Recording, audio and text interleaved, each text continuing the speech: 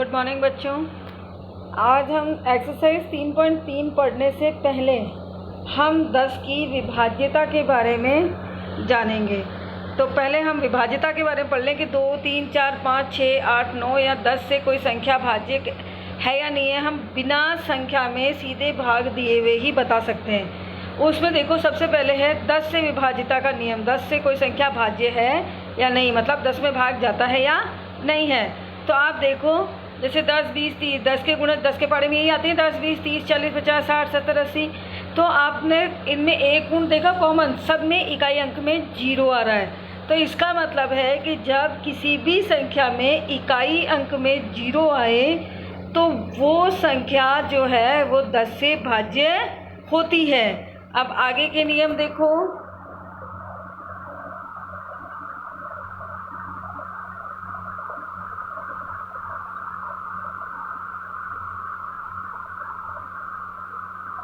ये है,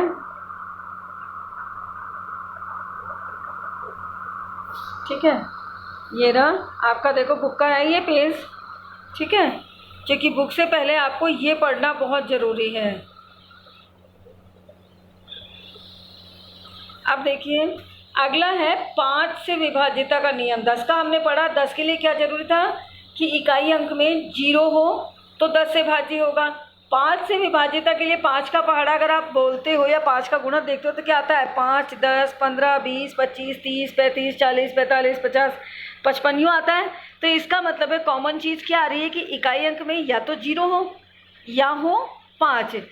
अगर 0 या 5 हो तो ही वो संख्या 5 से भाज्य है। यानी कोई भी संख्या में अगर इकाई अंक में 0 या 5 कोई भी अंक आ जाए, दोनों में से एक भी, तो वो संख्या 5 से भाज्य होती है। अब इसके अलावा देखो 2 से भाज्यता का नियम। 2 से भाज्यता का नियम होता है कि जब किसी संख्या में इकाई अंक में 0, 2, 4, 6 या 8 इनमें से कोई अंक हो, कौन सा इकाई अंक में कौन सा अंक होना चाहिए? या तो 0 हो, 2 हो, 4 हो, 6 हो या 8 हो। इनमें से कोई अंक हो तो वो संख्या जो है वो 2 से भाज्य होगी। जैसे देखो ऊपर एग्जाम्पल में लिखा है 2410, इकाई अंक में 0 है, इसका मतलब है ये संख्या 2 से भाज्य है। लेकिन अगर यह 0 की जगह 1 होता तो फिर ये 2 से भाज्य नहीं होती। अगला देखिए 3 से भाज्यता। 3 से भाज्यता के नियम में जो भी संख्या आपको दी होती है उसके सारे अंकों को जोड़ लेते हैं अपन, ठीक है। जैसे 21 है तो 21 में 2 अंक हैं, 2 और 1, तो इन दोनों को जोड़ दो, ठीक है। तो और जोड़ने पर जो संख्या प्राप्त होती है वो 3 के पहाड़े में अगर आती है तो वो संख्या 3 से भाज्य है, और अगर नहीं आती है तो इसका मतलब है वो 3 से भाज्य नहीं है। जैसे देखो इसमें लिखा है कि 3 से भाज्यता वाले में क्या संख्या 21, 27, 36, 54, 219 तीन संख्या 3 से भाज्य है। तो पहला देखो 21 में 2 और 1 आता है, दोनों को जोड़े तो कितना आता है? 2 + 1 यानी 3 हो जाता है, और 3 के पहाड़े में 3 आता है यानी कि हाँ, ठीक है। ऐसे देखो 27 में 2 और 7 को जोड़े तो 9, और 9 को 3 के पहाड़े में आता है ना, आता है, 3 × 9 यानी कि 9 3 के पहाड़े में आता है। इसका मतलब है ये 3 से भाज्य है। तो समझ चुके होंगे आप कि अंकों को जोड़ दो, जोड़ने पर अगर वो अंक 3 के पहाड़े में आता है संख्या तो 3 से वो पूरी संख्या भाज्य होती है, नहीं तो नहीं। आगे देखिए 3 के भाग में देखो क्या होता है कि मैं जब करते हैं तो फर्स्ट पूरा निकालना पड़ता है। तो ये आपकी जो हम अभी तक कर चुके हैं पूरा, उसके आगे का देख रहे हैं अपन।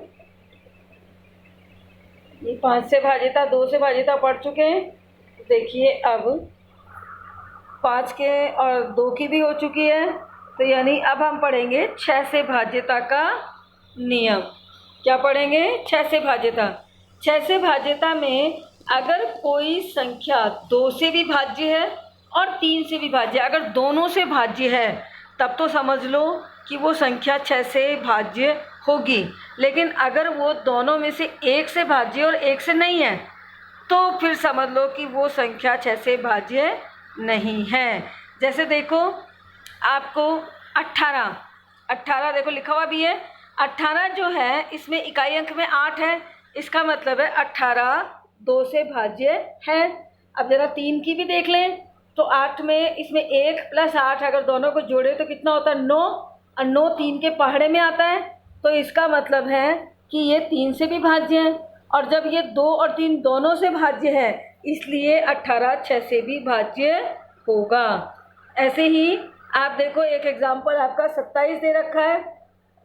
27 में इकाई अंक में 7 आ रहा है, यानी ये 2 से भाज्य नहीं है।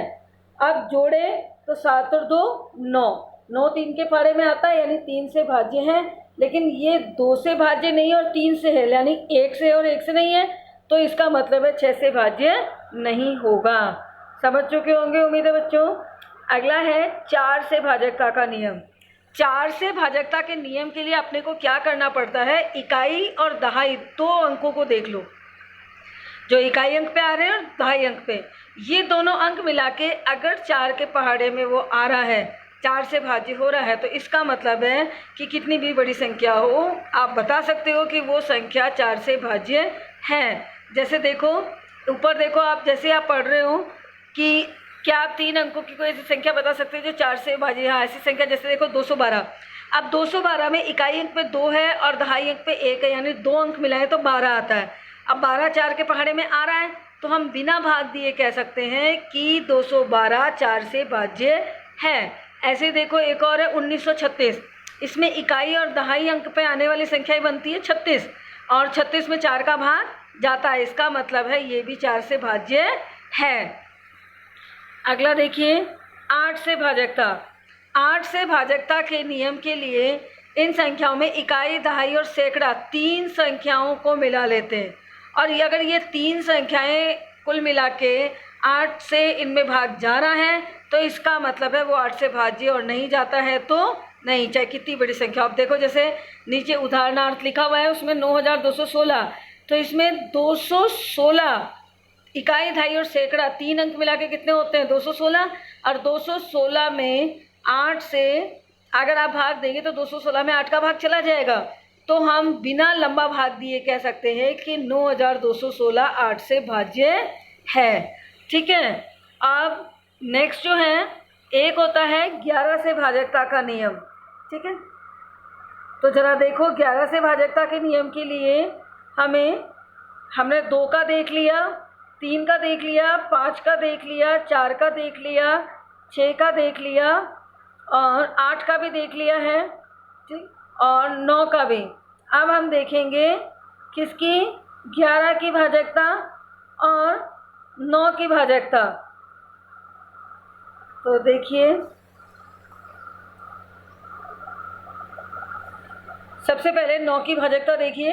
9 के गुणज 9, 9 दूनी 18, 9 तीस 27, 9 चौक 36, यही आते हैं 9 के गुणज। यानी इनके नियम क्या है कि इन अंकों को जोड़ लो, जैसे 3 में जोड़ते थे ना वैसे इसमें जोड़ लो।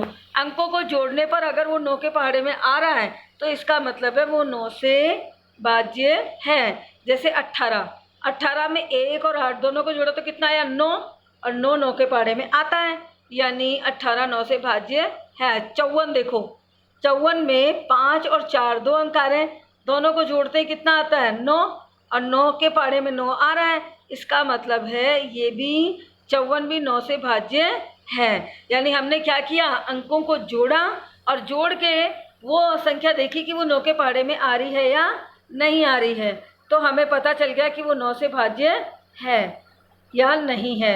अब 11 से भाज्यता के लिए पता है क्या करते हैं कि हम लोग क्या विषम स्थानों पर, विषम का मतलब है कि पहले स्थान, तीसरे स्थान, 5वें स्थान, 7वें स्थान, जितने भी संख्या अंक हो उन स्थानों की संख्याओं को जोड़ लेते हैं, फिर सम स्थानों की संख्याओं को भी जोड़ लेते हैं। सम में जैसे दूसरे स्थान पर, चौथे स्थान पर, छठे स्थान पर जितने भी संख्याएं हो अंक हो उनको जोड़ ले, दोनों का अगर जोड़ बराबर आ रहा है तो वो 11 से भाज्य है, और नहीं है तो नहीं। जैसे देखो इस सारणी में है 308, इसमें पहले स्थान पर है 3 और तीसरे स्थान पर है 8।